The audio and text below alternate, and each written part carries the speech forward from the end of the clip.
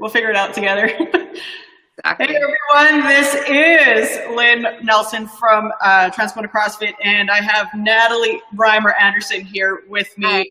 And, what we're doing is a mindset of an athlete, and you can see that I don't have my partner here today, so I got Miss Natalie here to talk about our workshop that's coming up.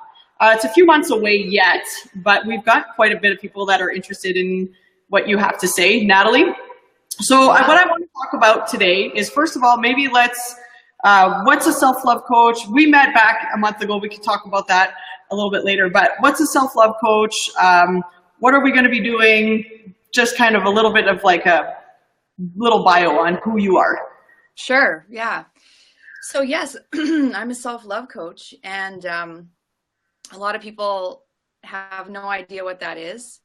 And it's actually quite simply what it says it is. It's like I help people to have a deeper relationship of self-love with themselves. And I use all kinds of modalities that I've learned and used on my own life to basically help people just have a really deep understanding of and compassion for themselves, and to reflect that in self-care practices, the way they take care of themselves.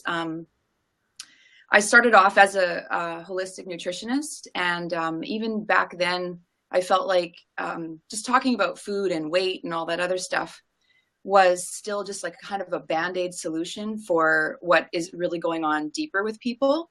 And I found that it was like one of two things. I was working at a naturopathic clinic, and all these people were coming in. I probably saw about 400 patients, and the common denominator was one of two things. They either were so confused by all the information out there, didn't know, like their heads were spinning, didn't know what was the truth for them, or they had a deficit of self-love. And I was Yeah. like, why am I telling them what to eat when really that's just part of the whole picture? It's a big part, but these people needed to really begin to love, forgive, and accept themselves. And then from that place is where I really found the magic started to happen. Yeah, absolutely. And when I first met you back at the Invest in Yourself workshop, I only knew just like little bits about.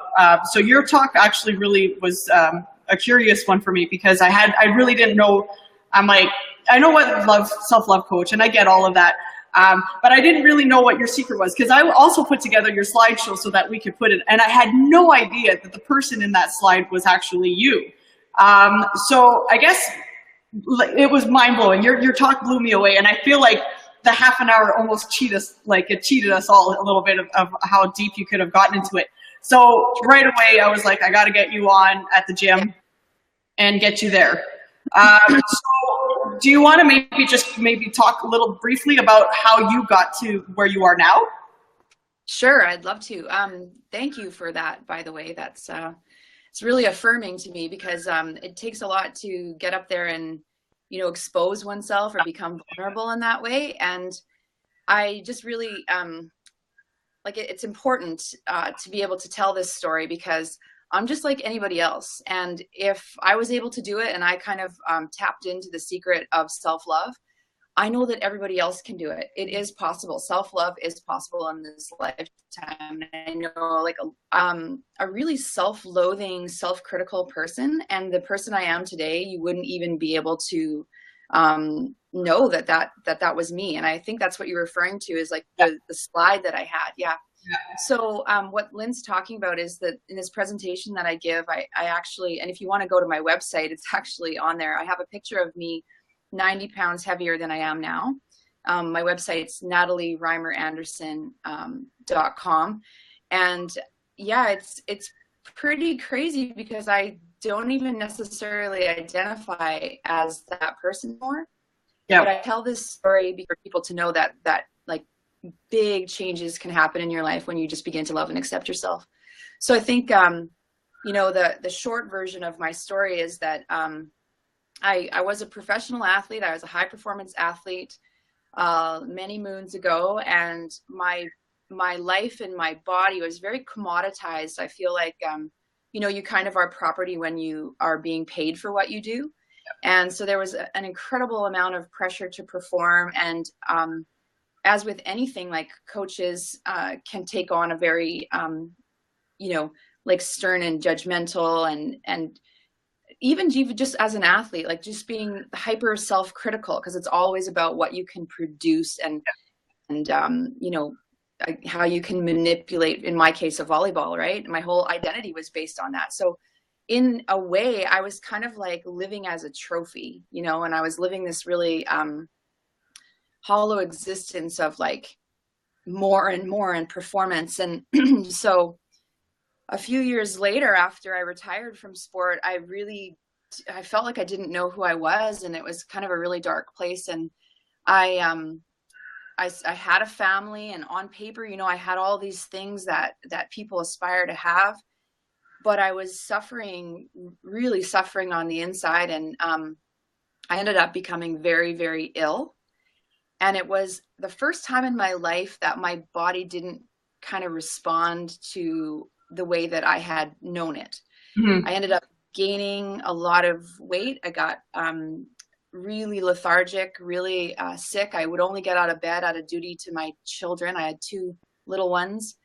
And yeah, I just really wasn't living. So through a sort of series of synchronistic events, I ended up meeting a doctor who was an intuitive medical doctor. And he said to me, "I know what's wrong with you." And so I thought he was going to diagnose me. And he ended up diagnosing an autoimmune condition. But he said, "You don't love yourself." And I burst into tears, because I knew that that was actually the entire truth of it, is that I had, I was all about what I could achieve rather than who I am at the core of me. And so I went into a really intense process of learning to love myself, and practicing self-love and self-care daily. I started to be getting into nutrition and training my body in a different way than sort of the, you know, self-abusive way that or government. Over the next few years, I released all that wasn't serving me, which was a lot of the weight. I got my energy back, I stabilized, and I actually cured, and I mean, allopathic medicine would not use that word, but I cured an autoimmune condition, which they don't believe is possible. They believe that all you can do is manage it. And I'm living proof that you can cure it. Absolutely. So it's a miracle. Life has become a miracle. And I owe it all to just deciding that I was not going to go one more day not loving myself. And, you know, like, yes. Oh, no, go ahead. No, finish up. Yeah, finish up. No, you know what? I could just go on, because it's like, it just comes, right? Like, it's just like much. Everybody was saying that we all just had such like good sessions at the workshop. And I'm like, I don't even remember what I said, because it just really does flow out of you. Yeah. I guess when you hit something, and this is something that I'm such a firm believer in, we hang on to weight for whatever reason it is, like safety, something unsettled from the past, you know, like it's almost like you fight against yourself, and so your body's fighting against itself as well. And so in the steps that you learned how to love yourself, like maybe can you name like 3 things that just kind of maybe cleared up for you right away? Like, was it all of a sudden you can see the world differently? Was it like, oh, I could do this better, I could do this better? Like what fixed like maybe 3 things in the process of that starting to fall in love with yourself? Do you understand? Yeah. Yeah, I think I'm getting what you're saying. A few things are coming to mind. Like, so it doesn't spontaneously happen. I would have to say that it's something that you do have to work at, especially because you're undoing years and years of programming, of speaking to yourself, like your own internal dialogue being really quite vicious. Like if we spoke to a friend or another person that way, it would be like, bad. That is the cruelest ever, yeah. Right? Yeah. So I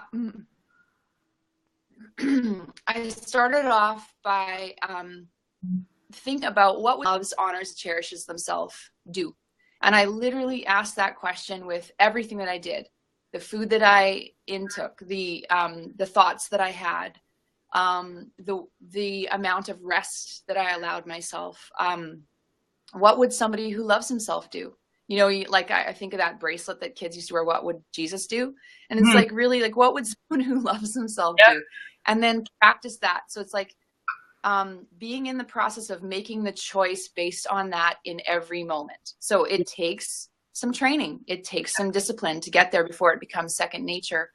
And then in that, I innately knew that, like for me, even as a high performance athlete, one of the big keys that I didn't even realize back then was that nutrition is actually so important to how your body and your mind is able to be in this world.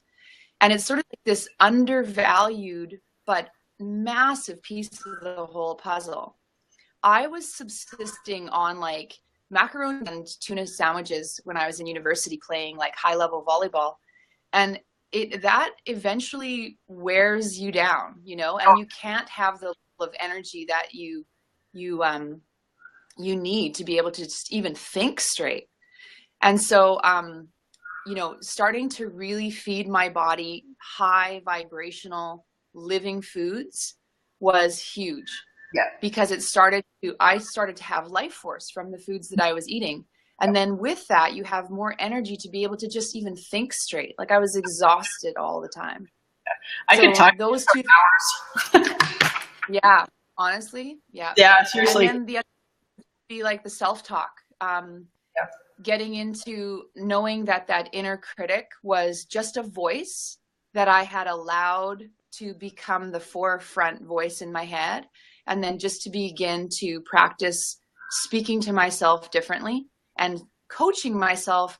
The way that I put it is like, I've had many different coaches in my life, and I've had some that are downright cruel and some that were so amazing and loving. And who did I thrive under? The people that were like a parent to me. So I'm like, treat yourself like you would your own loving mother. Be your own mother in this situation. Be your own best coach and guide yourself through this process. That's such good advice. I was just going to ask you. That was the big thing here in the gym. This is going back about 3-4 years ago now, and I had clients, and I've been coaching now for 7.5 years, and I had clients that just weren't dropping the weight. They were doing the food right, they were doing the workout right, but it was the mindset that was wrong. So what we decided to do is we decided to make a pyramid here at the gym, and it's mindset, nutrition, then fitness. Because without the bottom, you don't have the middle, and without the middle, you don't have the top, right? So it's everything kind of falls to shit. So if you have someone that's so hard on themselves, what's one little piece of advice that you can give someone who's kicking the shit out of themselves? I got a few clients here that right off the top of my head that I know that talk to themselves like, I mean, and I always say to them, how would you talk to your child this way? And if the answer is no, then why are you saying it to yourself, right? Kind of like what you had said before. So I have my own advice to them, but what would you, as the self-love coach, one little piece of advice that for them to start today where they can go, okay, and start talking nicer to themselves, or what's a step for them that they can start switching that shift?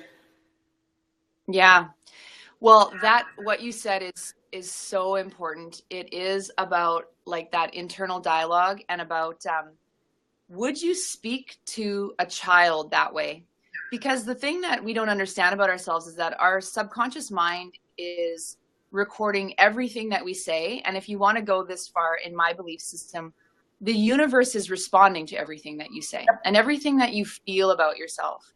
Absolutely. So you actually have to begin to practice the vibration that you wish to emit. And so speaking to yourself kindly, when you start to get into those really negative spirals, because they are just like a cycle that repeats itself, you actually need to say, stop yourself from the negative thinking, because it's such a habituated behavior. So first you have to recognize when you're doing it. And many of us don't, because we just believe that that's the way our thoughts go and that the thoughts control us. No, we control our thoughts. So you stop, you recognize it, and then you go, I choose not to believe this. I choose not to think this way. And you can actually out loud start using mantras, which are just like I am phrases repeated. Yep. I am amazing. I am loved. I am lovable. I am able to do anything that I put my mind to. I am capable. I am strong. And then you start to shift that cycle to be one of positivity. And then your vibration raises, and then it becomes easy and habituated to have those kinds of thoughts about yourself. Yeah, absolutely. And like, just if I could just, we have a lot of people here that are like, well, that's great for you, but it doesn't work for me. So if I was to say that to you, it's great for you that you're able to say, I am fantastic, I am good, I am love, but it doesn't work for me. What's one thing you could stop that person and just say, what would you tell me if I was to tell you that? Well, yeah, you know what? It wasn't easy for me either. I just want to make that clear. It feels super freaking awkward because it feels like a lie, right? And the only reason it feels like a lie is because you have been lying to yourself for so long that you're useless, that you're incapable, and you've got that internal dialogue going. The most important thing is that people need to realize this is just like any other muscle. You work it becomes stronger. And so it's easy for you. Well, it's easy for me now, but it wasn't in the start. So it's a matter of what are you willing to do to change your own life? And it starts up here, absolutely. And it trickles down to in here, right? In your heart. And when you can lead from that space, no, you may not be there yet, but you have to start somewhere, and it has to be a disciplined action until you habituate that behavior. And then it's easy. And that's just the way you live. Yes, I love it. Yeah, I'm really excited. I'm just super honored that, first of all, that you said yes to being on today. So thank you again for showing up today. Thank you again for agreeing to do the workshop. We've got a lot of buzz going on. So let's talk about the workshop. It's called 3 Secrets to Self-Love, Creating the Life and the Health You Desire. What are we going to do? We've got 2 hours on April 29th, 2 hours on May 27th. What are we doing in the 2 hours? What can the clients expect to get out of this?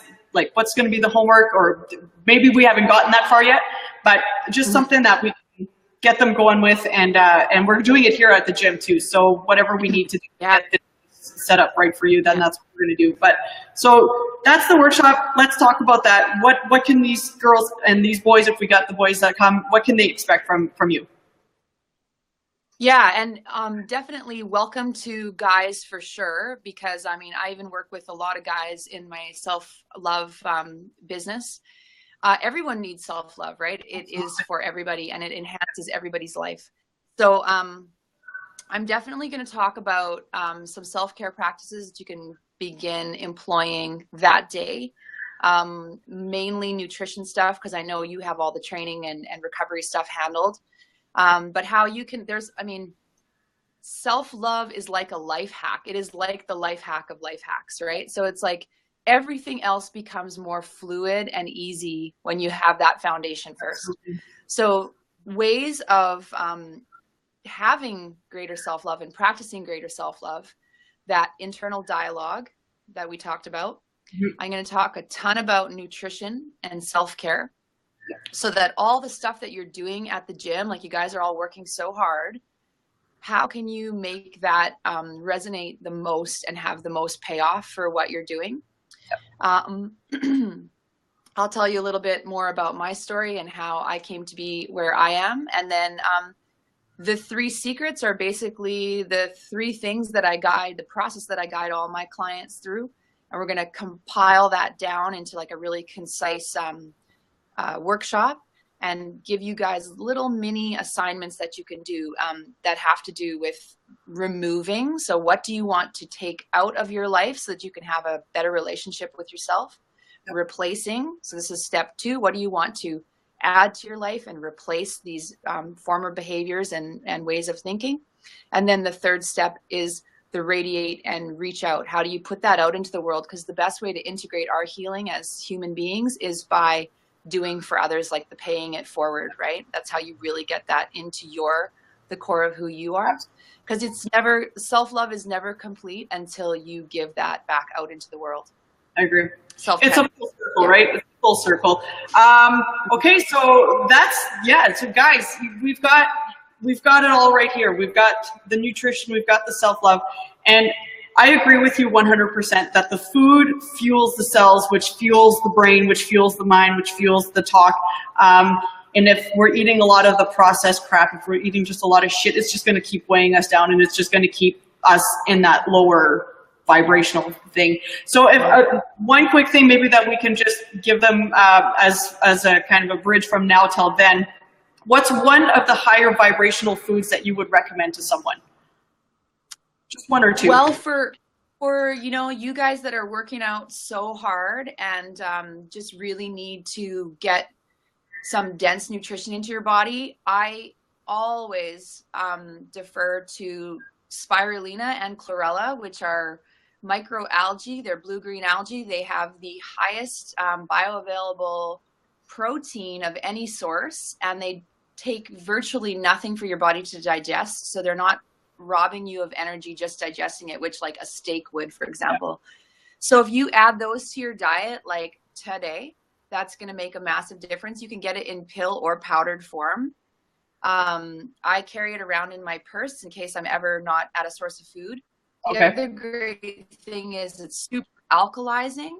So you can, it helps, like, because when we work out, we create acidity in the body. So this alkalizes the body. It keeps your joint and your cells revitalized. So spirulina and chlorella, those are called highest 60% protein, whereas it's 18. So wow. For that too, yeah, one of, like, you could probably live on that. Really? So that would be my recommendation. And then the other thing that I get everybody doing is add a pinch of Himalayan crystal salt to your water so that you can get that cell transfer. The water goes into the cells, which is true hydration, versus like drinking water and just like peeing it out seconds later. You know, this is the minerals usher the water into the cells, which is true hydration. And then obviously fruits and vegetables, living foods, at least 50% of your diet. Awesome. Okay, well, there you guys have it.